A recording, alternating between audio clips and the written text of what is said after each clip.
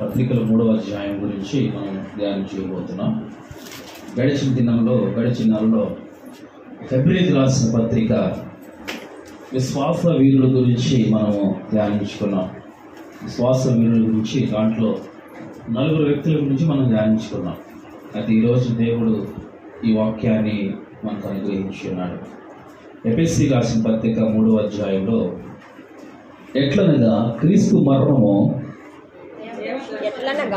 దేవ దర్శనము వలన నాకు తెలియపరచబడినను సంగతిని గురించి మునుపు సంక్షేపంగా వ్రాసి తిని మీరు దాన్ని చదివిన ఎడల దాన్ని బట్టి ఆ క్రీస్తు మరణమును గురించి నాకు కలిగిన జ్ఞానము గ్రహించగలరు.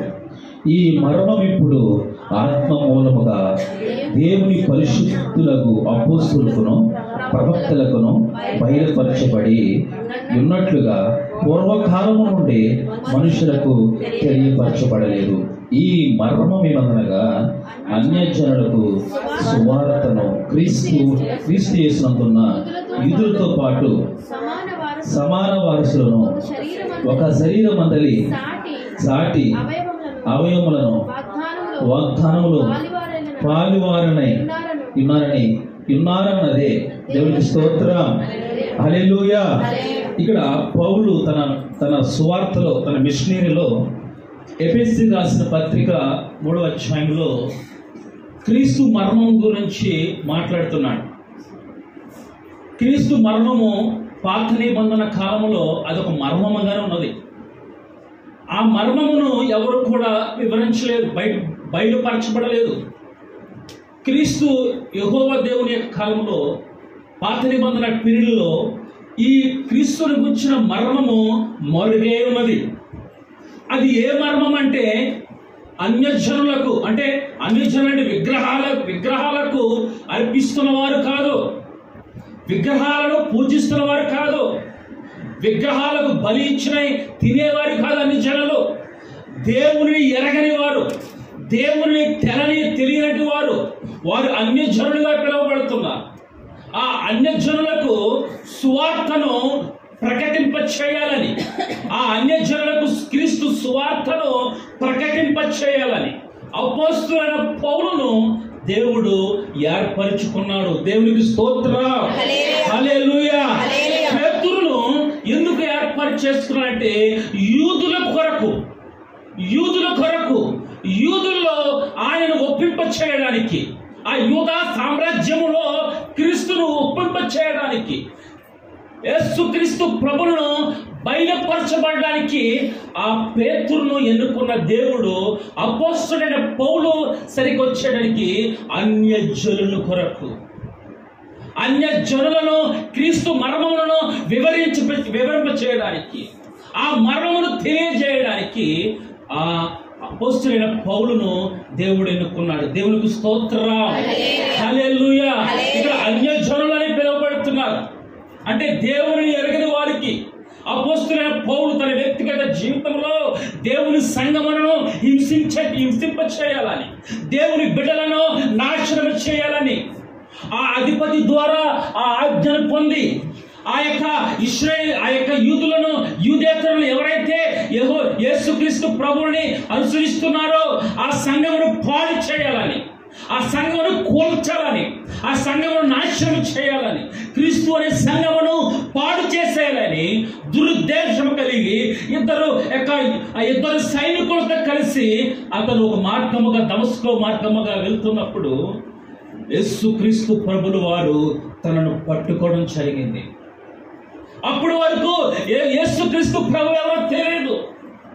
ఇతను అపోస్తలుడైన పౌలు గమాలియేలు దగ్గర ఆ శిష్యరికంలో ఆ యొక్క ధర్మశాస్త్రం అంతా కూడా ప్రావీణ్యం పొంది హెబ్రీయుడిగా, గొప్పవాడిగా, ఆ మంచి ఒక ఘనమైన పట్టణంలో జన్మించిన వాడుగా, ఘనహీనుడుగా కాదు, ఆ ధనవంతుడుగానే పేరు పొందిన వాడుగానే యుద్ధంలో మంచి ప్రావీణ్యం కలగలవాడు, కత్తి దూసుడులో మంచి ప్రావీణ్యం కలగలవాడు, కానీ దేవుని బిడ్డలను హింసించేవాడు.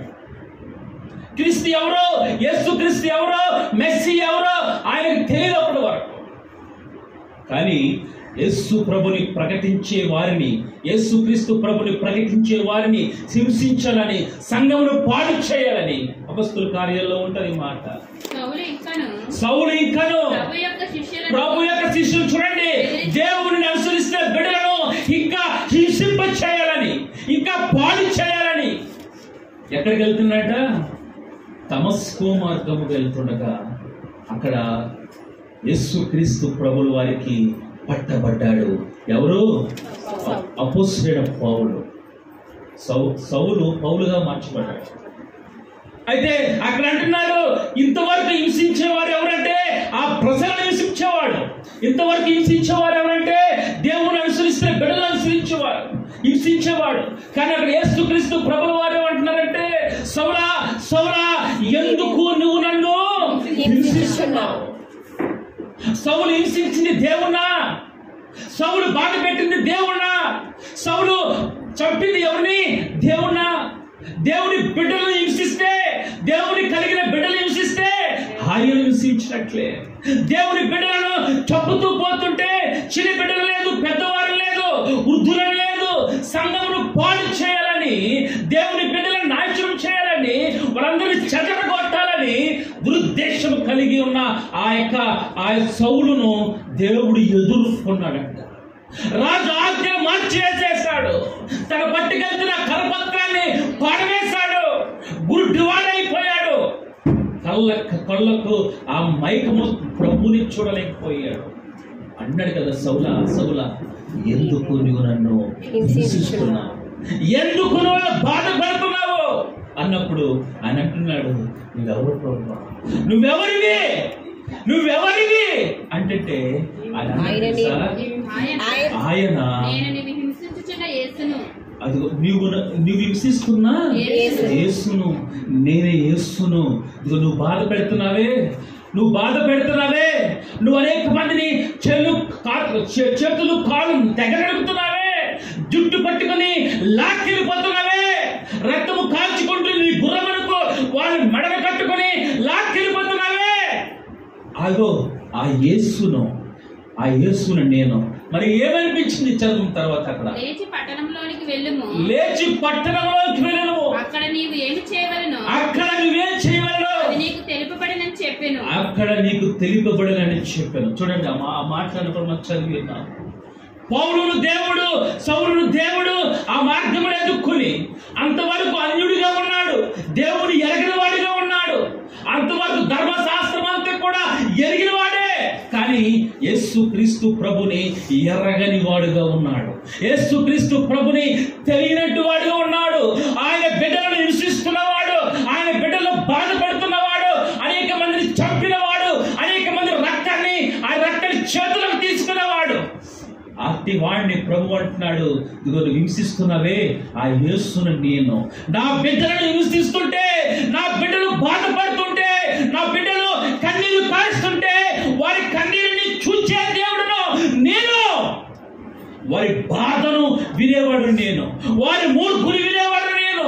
ఆనాడు ఇశ్రాయేలు బిడ్డలు ఆ యొక్క ఐగుప్తులో బానిసత్వంలో ఉన్నప్పుడు వారు కన్నీరు కాచు, ఆ యొక్క ఫరో రాజు వారిని హింసిస్తున్న కొలది, బాధ పెడుతున్న కొలది వారి మూర్ఖులను నా దేవుడు విన్నాడంట. వారి మూర్ఖుని విని వారు ప్రార్థించలేకపోతే, వారు ప్రార్థనలో ఏడ్చి ప్రార్థన చేయలేక ఇంకా మూలుగుతూ ఉంటే వాళ్ళు మూలుగురు కూడా ప్రభు విన్నాడట. నేను ఇశ్రాయేలు లేక మూలుగురు విన్నాను. మూలుగు ఎప్పుడు వస్తుంది?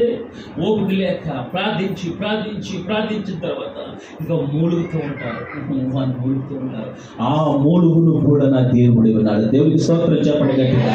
హల్లెలూయా. నా ప్రభువు మూలుగులు వినేవాడు, కన్నీటిని చూసేవాడు. నువ్వు బాధ పెడుతుంటే, నువ్వు బాధపడుతుంటే, నువ్వు స్వాతంత్రం వెళుతుంటే చూసి నవ్వేవాడు కాదు. ఇదిగో నా బిడ్డ ఏడుస్తుంది, నా బిడ్డ బాధపడుతుంది, నా బిడ్డ కన్నీరు కారుస్తుంది, రోగిస్తుంది, అనారోగ్యంలో ఉన్నది, భయంకర శోధనలో ఉన్నది, నేను విడిపిస్తాను, నేను బాగు చేస్తాను, నేను తనను ప్రత్యక్షమయ్యి అతను విడిపిస్తాను అని నా ప్రభు సెలవిస్తున్నాడు. అంతవరకు సౌలు దేవుని ఎరగలేదు. ప్రభువుని ఎరగలేదు, యేసు ప్రభుని నమ్మలేదు, యేసు అంటే ఇష్టం లేదు.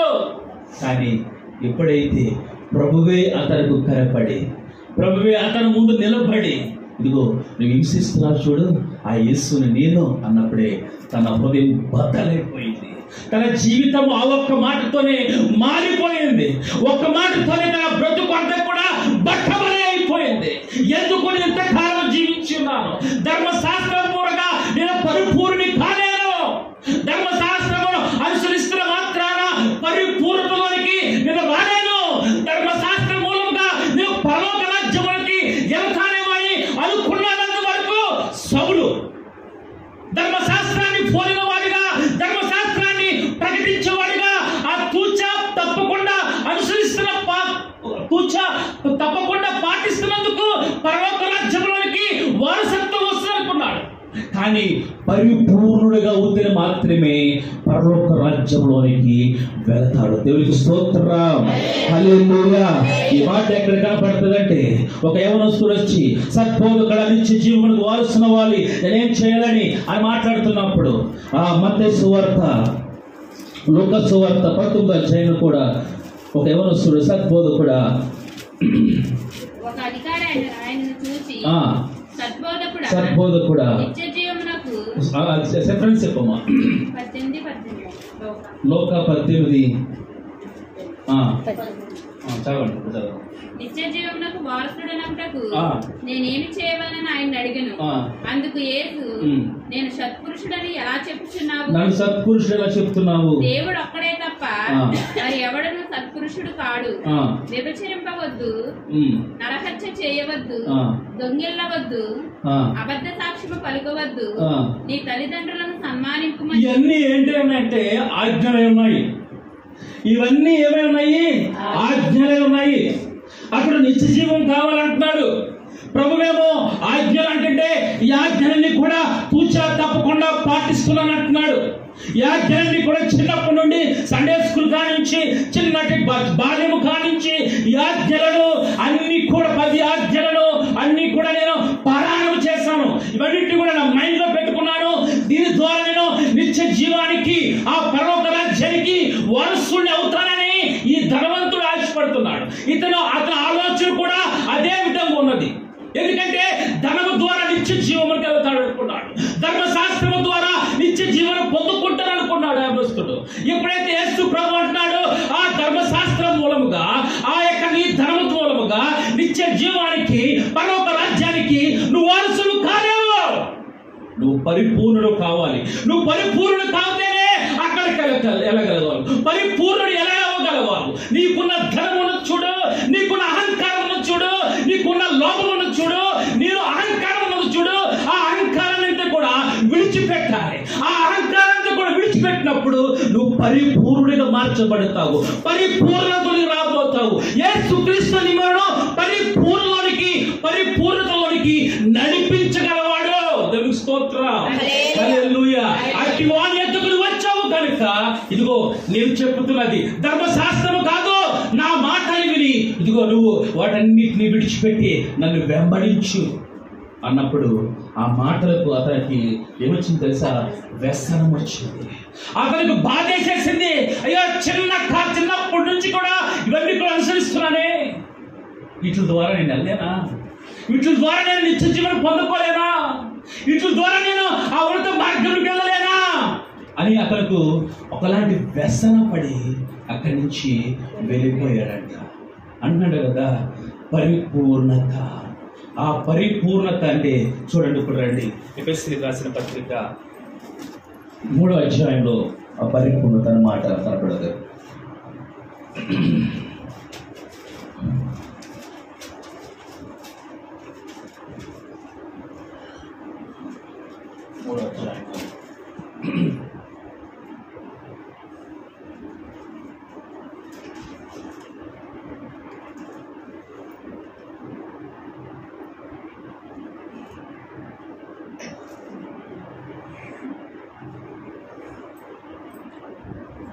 చదవమా సమీక్ష.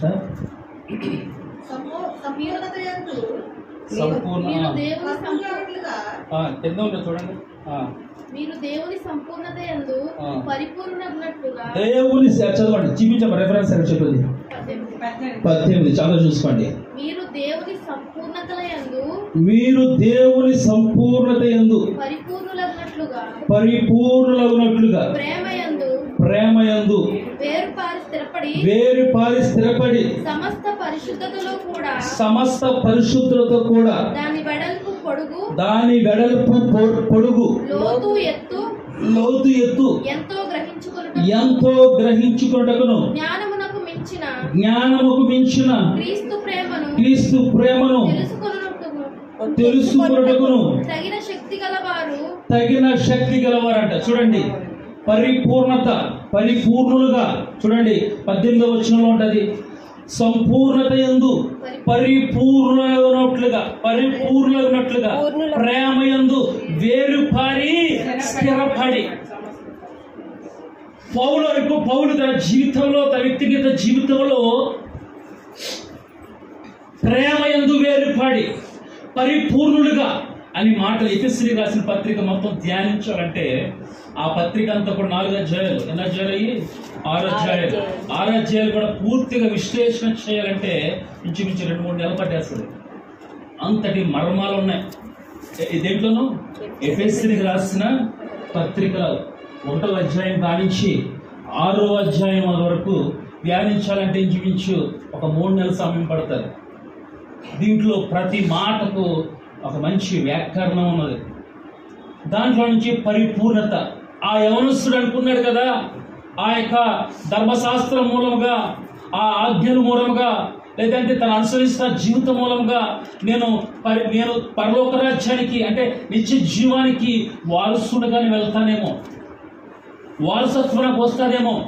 ఆజ్ఞల మూలముగా, ధర్మశాస్త్రం మూలముగా ఎవరు కూడా నీతిమంతులుగా తీర్చబడరంట. ఎవరు నీతిమంతులుగా తీర్చబడతారంటే యేసుక్రీస్తు మూలముగా, యేసుక్రీస్తు రక్తము ద్వారా, ఆయన శిలువలో కార్చిన ఆ విలువైన ఆ యవన రక్తము ద్వారా మనకు నీతి వచ్చిందంట. మన నీతి ఎలాంటిదంటే మురుకు కొట్టదంట. మనుషుల యొక్క నీతి కొందరు అంటారు కదా, నేను నీతి గలవాడిని అంటారంట. ఆ నీతి నీకు ఎలా వచ్చిందయ్యా? క్రీస్తు మూలము వచ్చింది. క్రీస్తు మూలముగా బ్రతకని వాడు కూడా నేను నీతి గలవాడిని అంటారు, నేను నీతి కలిగిన దాని అంటారు. నీ నీతి, మనుషుల నీతి మురుకు గుడ్డను పోలినదని వాక్యం సెలవిస్తుంది. మరి నువ్వు నీతి కలిగిన వాడిగా ఉండాలంటే క్రీస్తు రక్తము నీ మీద ప్రోక్షింపబడాలి. దేవునికి స్తోత్రం, హల్లెలూయా. క్రీస్తు రక్తంలో నువ్వు కడగబడాలి. నువ్వు నీతిమంతురాలుగా, పరిశుద్ధవంతురాలుగా నువ్వు జీవించాలంటే, నువ్వు జీవింపబడుతున్నావంటే, నువ్వు నీతిమంతత్వం పొంది ఉన్నావంటే అది నీ గొప్పతనం కాదు, అది నీ కొరకు తన యవ్వన రక్తాన్ని కార్చిన యేసు యొక్క గొప్పతనము. దేవునికి స్తోత్రం. మన నీతి ఆయనే ఉన్నాడంట, దేవునికి స్తోత్రం చెప్పండి గట్టిగా, హల్లెలూయా. మన నీతి ఏంటంటే మన ప్రభువైన యేసు క్రీస్తే. దేవునికి స్తోత్రం, హల్లెలూయా. అపోస్తలుడైన పౌలు ఆ అన్యజనుల కొరకు అన్యజనులను ఏర్పరిచి అనేక సంఘాలను కట్టడానికి కారణం ఏంటంటే పరిపూర్ణుడుగా సువార్తలోనికి వెళ్తున్నాడు. ఎందుకంటే ఏది కూడా అతని ఉద్దేశపరకంగా కాకుండా దేవుడు చెప్పిన మాటల్ని కూడా, దేవుడు చెప్పిన ప్రతి మాటను, తన దర్శనమును, ఏంటి ఆయన దర్శనం అంటే అన్యజనులకు నువ్వు సువార్తను ప్రకటించడానికి నేను ఏర్పరచుకున్నా ఏంటి ఒక ఆయుధము, ఒక వ్యక్తిని నీవు అన్యజనులకు, దేవుని ఎరగని వారికి, ఇదిగో నువ్వు దేవుని ఎరగని వారికి దేవుని గురించి చెప్పాలి, దేవుని తెలియని వారికి దేవుడు ఎవరో చెప్పాలి, ఆయన నీతి ఏంటో చెప్పాలి. మన నీతి కూడా చెప్పాల్సిందే, ఆయన నీతి చెప్పాలి, ఆయన గొప్పతనం చెప్పాలి. ఏంటి ఆయన గొప్పతనము? ఎందుకంటే ఆయన గొప్పది ఏంటి? ఆయన గొప్పతనం ఏముంది? ఆయన గొప్పతనం అంటే ఆయన ఏంటంటే సూర్యుని మించిన కాంతివంతుడు. ఆయన గొప్ప ఆ వెలుగుతో నీ కుటుంబం మీద ప్రకాశిస్తే ఆయన నిత్యమైన వెలుగు నీ మీద ఉదయిస్తే, నీ కుటుంబం మీద ఉదయిస్తే, నీ బ్రతుకులో ఉదయిస్తే, నీ బిడ్డల మీద ప్రకాశిస్తే ఆయన సన్నిధిలో ఉన్న ఆ యొక్క పీస్ ఆఫ్ మైండ్ అంట, ఆయన సన్నిధిలో ఉన్న ఆ యొక్క సంతోషం అంట, ఆయన సన్నిధిలో ఉన్న ఆనందం అంట. అది నీ కుటుంబంలో, నా కుటుంబంలో, మనందరి కుటుంబంలో ఆయన ఇవ్వబోతున్నాడు. దేవునికి స్తోత్రం, హల్లెలూయా. ఈ రోజున ఆ సంపూర్ణత అంటే పరిపూర్ణతను ఎవరు కూడా పొందుకోవట్లేదు. ఆ పరిపూర్ణతలోనికి ఎవరు కూడా రావట్లేదు. ఎలాగా పరిపూర్ణంగా ఉంటారంటే ధర్మశాస్త్రం మూలంగా పరిపూర్ణ కాలేరు, బైబిల్ చదవడం ద్వారా పరిపూర్ణ కాలేరు, నిరంతరం ప్రార్థన చేయడం ద్వారా పరిపూర్ణ కాలేరు. దేవునికి వ్యర్థమైన దాన్ని విడిచిపెట్టుకున్నప్పుడే, దేవునికి ఆయస్కరమైనది వ్యతిరేకమైనది విడిచిపెట్టుకున్నప్పుడే, దేవునికి నీ ఎదుట ఏదైనా అడ్డబండగా ఉన్నదేమో, నీ ప్రార్థనకు చేరకుండా ఏదైనా ఒక కట్టడం ఉన్నదేమో, ఒక దుర్గముగా ఉన్నదేమో, ఆ దుర్గాన్ని నువ్వు కూల్చబడినప్పుడు, ఆ దుర్గాన్ని నీవు పడగొట్టినప్పుడు నీ ప్రార్థన ఆయన చెవులకు వెళ్తాది. ఇది దేవుని చెవుల దగ్గర ప్రార్థన కదా అంటాం. నీ అహంకారమే ఆయన దగ్గరకు నీ ప్రార్థన తీసుకువెళ్ళలేదు. నీలో ఉన్న స్వభావమే ఆయన దగ్గరికి వెళ్ళలేదు. ఇదిగో ఆయన నీతిమంతుల మీదను, పరిశుద్ధుల మీదను, అనీతిమంతుల మీదను, పాపుల మీదను కూడా వర్షమును కురిపింపజేస్తున్నాడు కదా. అందరి లోకంలో బ్రతుకుతున్నారు కదా. ఆయన అంటున్నాడు లోకం నుండి వేరే బ్రతకండి. ఎందుకు వేరే బ్రతకాలి? ఎక్కడికి వెళ్ళి బ్రతకాలి? లోకంలో నుండి వేరే బ్రతకండి అంటున్నాడు కదా. ఎక్కడికి వేరే అవ్వాలి? లోకం అనుసరిస్తున్న అనుసరణ విడిచిపెట్టి బ్రతకమన్నాడు ప్రభువు. దేవుడు లోకమును ఎంతో ప్రేమించాడనే రెఫరెన్స్ కూడా చెప్తున్నారు చాలా మంది. దేవుడు లోకమును ప్రేమించలేదు, లోకములో ఉన్న నిన్ను ప్రేమించాడు దేవుడు. ఇదిగో లోకములో ఉన్న నిన్ను ప్రత్యేకమైన దృష్టిని కలిగించిన దేవుడు. నువ్వేం చేస్తున్నావు? దేవుడు లోకమును ప్రేమించాడు కదా, నేను కూడా లోకపు అలవాట్లు ప్రేమిస్తున్నాను అంటున్నావు ఈ రోజున. కానీ నువ్వు లోకపు అలవాట్లకు నువ్వు అడిక్ట్ కాకూడదు. లోకం అనుసరిస్తున్నట్టుగా నువ్వు అనుసరించకూడదు. ఎందుకంటే నువ్వు ప్రత్యేకించబడిన వాడువు, ప్రత్యేకించబడిన దానువు. నువ్వు లోకపు అనుచరణ ప్రకారం జీవిస్తే నీ ప్రార్థన ఆయనకు వెళ్ళలేదు. ఆయన ఇచ్చే కృప నువ్వు పొందుకోలేవు. ఆయన ఇచ్చే ఆ సమాధానం ఎందుకు రాదు? ఎందుకంటే లోకములో నీవు కొట్టిబిట్టులాడుతున్నావు, లోకములో నువ్వు తేలియాలాడుతున్నావు. ఆ లోకం ఇచ్చే ఆనందము దేవుని ఎదుగుతో వెళ్ళలేము. లోకం ఇచ్చే ఆనందము ఎంత మాత్రమో అది పరిమితమైనది కాదు. కానీ దేవుడిచ్చే ఆనందము శాశ్వతమైనది. దేవునికి స్తోత్రం, హల్లెలూయా. ఈ ఆనందం మీకు కావాలంటే, ఈ సంతోషం మీకు కావాలంటే, ఈ దేవుడిచ్చే సంతోషంతో మీ హృదయాలు నింపబడాలంటే ఆయన యొద్దకు మీరు రావాలి. దేవునికి స్తోత్రం, హల్లెలూయా. ఆ యవనస్తుడు కూడా ఆయన యొద్దకు వచ్చాడు. ఆయన యొద్దకు వచ్చి మోకరించి ప్రభువా అంటున్నాడు. ఆయన సమాధానం ఇచ్చాడా లేదా? ఇచ్చాడు. కానీ అతని యొక్క వ్యక్తిగత జీవితం గురించే ప్రభు మాట్లాడాడు. అవును, మనం కూడా ఆయన యొద్దకు వచ్చి మోకరించి ప్రభువా అంటే నా ప్రభువు పలికే దేవుడు. దేవునికి స్తోత్రం, హల్లెలూయా.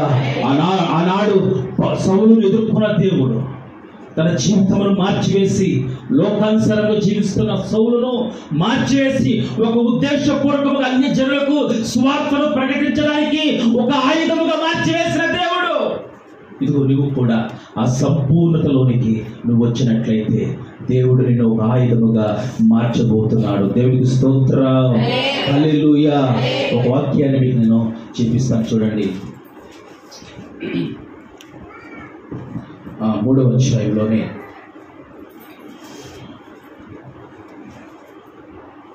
ఈ హేతువు చేత పరలోకమందును భూమి మీదను ఉన్న ప్రతి కుటుంబము ఏ తండ్రిని బట్టి కుటుంబమని పిలువబడుచున్నదో ఆ తండ్రి ఎదుట నేను మోకాళ్ళని మీరు అంతరంగ పురుషుని యందు శక్తి కలిగి ఆయన ఆత్మ వలన బలపరచబడినట్లుగాను క్రీస్తు మీ హృదయములలో విశ్వాసము ద్వారా నివసించినట్లుగా చూడండి. క్రీస్తు మనలో ఎలా నివసిస్తున్నాడు? విశ్వాసము ద్వారా అంట.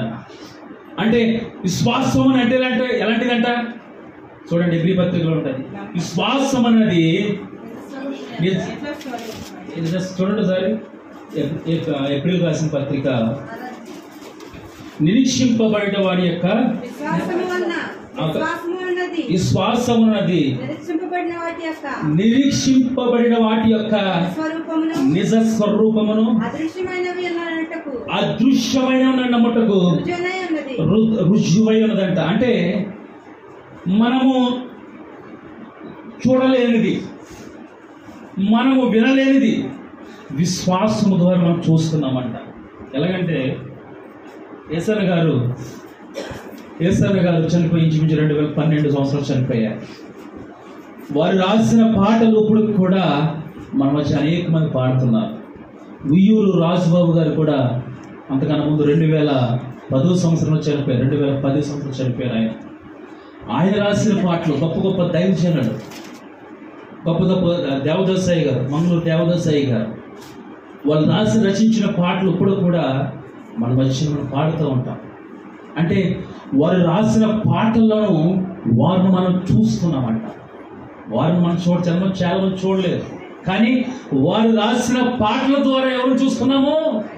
ఆ భక్తులను మనం చూస్తున్నాం. అలాగే విశ్వాసం ద్వారా మనం ఎవరు చూడాలంట?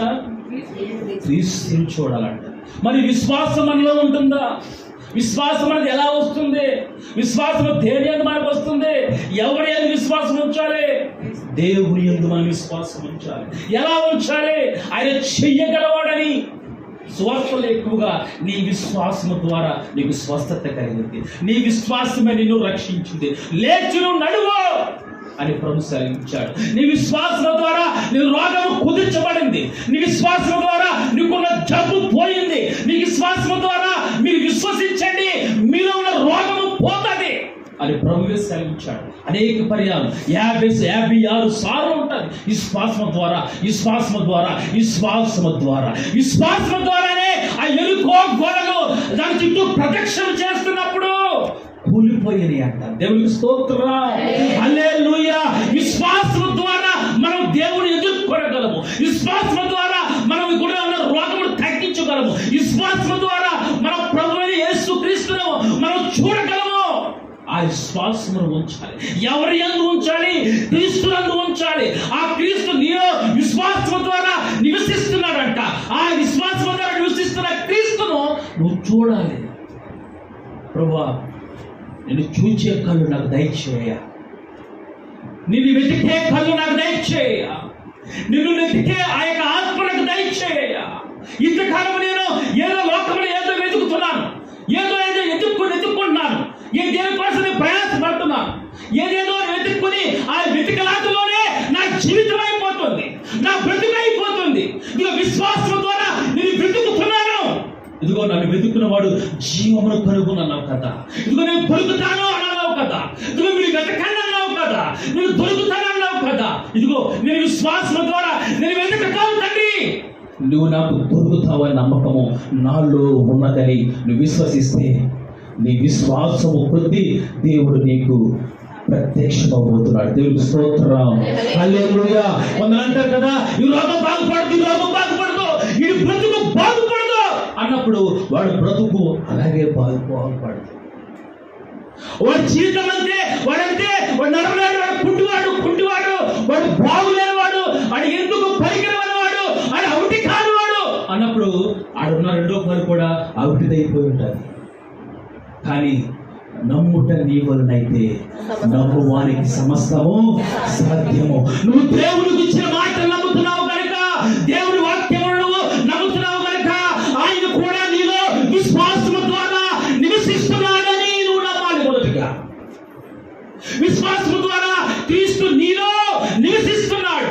ఆ ప్రభురాత్రి సంస్కారమును తీసుకుంటున్న నీవు, ఆయన శరీర రక్త మాంసంలో పాలు పంపులు పొందుతున్న నీలో క్రీస్తు రక్తము ప్రవశిస్తుందంట, క్రీస్తు రక్తము నీలో ప్రసరిస్తుందంట. నీ రక్తము కాదు, ఇంకది క్రీస్తు రక్తము, క్రీస్తు శరీరము నీలో నాటబడింది. కానీ నీవు ఇంకను అన్యుల ప్రకారము లోకములో ఉంటూ లోక అనుచారుల ప్రకారము నీ జీవిస్తే, లోక ప్రకారము నువ్వు అనుసరిస్తే లోక ప్రకారము లోకము అనుసరిస్తున్నట్టుగా నువ్వు అనుసరిస్తే నీకు విశ్వాసివా అవిశ్వాసివా? విశ్వాసంలో ఏముండాలంటే విశ్వాసం ఉండాలి. విశ్వాసం అంటే విశ్వాసంలో ఉండాలి. విశ్వాసి అవిశ్వాసిగా మారడానికి లేదు. భక్తిపరుడు భక్తిహీనుడుగా మాట్లాడలేదు. వ్యతిరేక పదం భక్తిపరుడు భక్తి లేనివాడు. నువ్వు భక్తివంతుడిగా ఉన్నప్పుడు క్రీస్తు నీలో నాటబడాలి. విశ్వాసము ద్వారా ఆయన నీలో ఉన్నాడు. నువ్వే అనేక సార్లు, ఎందుకంటే ఆయన ఆలయాన్ని ఎక్కడో పాడు చేసేస్తుంటే, ఆయన ఆలయాన్ని ఎక్కడో పాడు చేసేస్తుంటే అని అంటాడు కదా, ఇదిగో ఆ ఆలయాన్ని మీరు ఏం చేయండి, పడగొట్టండి. ఎందులో కడతారన్నాడు? 3 రోజులు దాన్ని కడతానన్నాడు. ఇదిగో ఆయన ఆలయమే మన శరీరము. హృదయం అనే ఆలయములో ఆయన నీలో నివసిస్తున్నాడు. దేవునికి స్తోత్రం. హల్లెలూయా. నీవు హృదయం అనే ఆలయములో ఆయన నివాసము చేస్తున్నాడు. దాన్ని ఏ విధంగా నువ్వు చూడాలంటే విశ్వాసము ద్వారా నువ్వు చూడాలి. విశ్వాసము ద్వారా ఆయన కనుగొనాలి. నీ హృదయంలో అనేకమైన వాటికి నువ్వు అవకాశం చేసుకుంటే, నీ హృదయంలో అనేకమైన వాటిని పెట్టుకుని గూడిగా పెట్టుకుంటే, ఒక పిచ్చికి పెట్టుకున్నట్టు గూడిగా హృదయంలో అనేకమైన ఆలోచనలు, అనేకమైన వ్యర్థమైన వాటిని, లోక సంబంధమైన వాటిని నీ హృదయంలో పెట్టుకుంటే నా ప్రభువుకి ఎక్కడ చోటు ఉంటుంది? నా ప్రభువుకి ఎక్కడ చోటు ఉంటుంది? వాటన్ని పలికిమైన వాడిగా, ముడుకు గుంట వంటి వాడిగా, పలికిమైన వాటిగా తీసివేసి నా ప్రభువుకి ఆ స్పేస్ అంతా ఇచ్చేస్తే, ఆ స్థలమంతా నా ప్రభువుకి ఇచ్చేస్తే, నా ప్రభు దానిలో సింహాసనం వేసి కూర్చోబోతున్నాడు. దేవుని స్తోత్రం. హల్లెలూయా.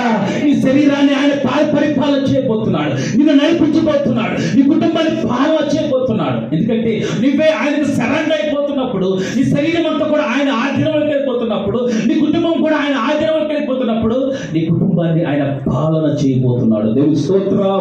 మన కుటుంబంలో లోపాలను తీసివేయబోతున్నాడు. ఎందుకంటే కుటుంబాన్ని పాలించేవాడు, కుటుంబానికి అధిపతిగా ఉన్నవాడు, ఏ లోటుందో, ఏ హక్కులుందో, ఏ కొరతుందో, ఏ బాధుందో, ఏ నష్టముందో, ఏ రోగముందో, ఏ ఇబ్బంది ఉందో, ఏ సమస్య ఉందో, దేనినైనా సరే ఏలగలివాడు నేను ప్రకటిస్తున్న నజరేయుడైన యేసుక్రీస్తు ప్రభువు.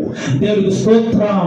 హల్లెలూయా. నీ హృదయంలో క్రీస్తును నువ్వు నాటించబడినప్పటి నుండి నీ హృదయంలో ఆయన చోటు ఉందా లేదా? నాకు చోటు ఉంది ప్రభా, నా హృదయంలో నీకు చోటిస్తున్నానయ్యా.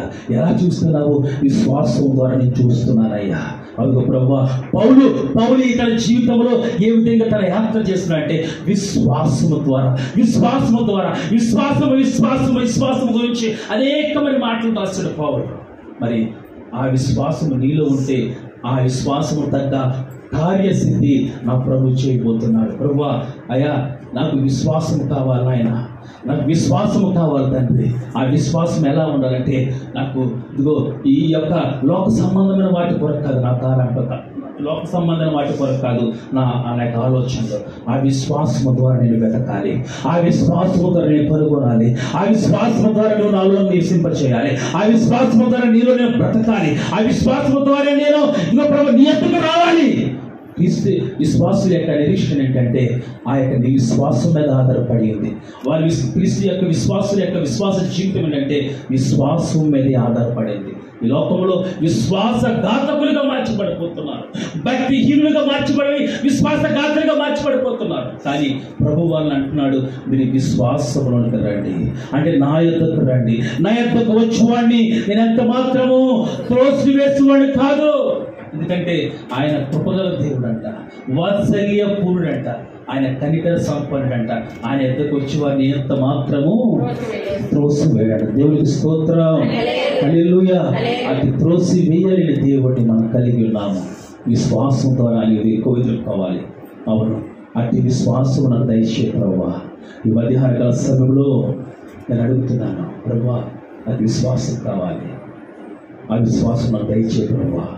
నేను విశ్వాసిగా ఉంటాను ఆయన, విశ్వాసగా అయితే ఉన్నాను, కానీ నాలో విశ్వాసం లేదు. అందుకే విశ్వాసం లేకపోవడం వల్లే ఈ సమస్యలు నాకు వచ్చేసాయి. విశ్వాసం వల్ల గద్దిస్తున్నాను. నాలో ఉన్న శాపము వేస్తున్నాము, పాములను గద్దిస్తున్నాను. అలా నువ్వు గద్దించినప్పుడు విశ్వాసం మూలంగా నీ కుటుంబంలో ఉన్న శాపం పోతుంది, నీకు కుటుంబంలో ఉన్న రోగం పోతుంది, నీ కుటుంబంలో ఉన్న శాపము, రోగము, వ్యాధి అంతా కూడా పోతుంది. దేని ద్వారా? విశ్వాసముతరులు గద్దించినప్పుడు అటు విశ్వాసము దయచేయ ప్రభు అని మనందరికీ కూడా ప్రార్థనలోకి వెళ్దాం, ప్రార్థన చేసుకుందాం. అందరు కూడా మోకరించగలిగిన వారు మోకరించండి, మోకరించలేని వారు ప్రార్థనలోకి వేయించాలి.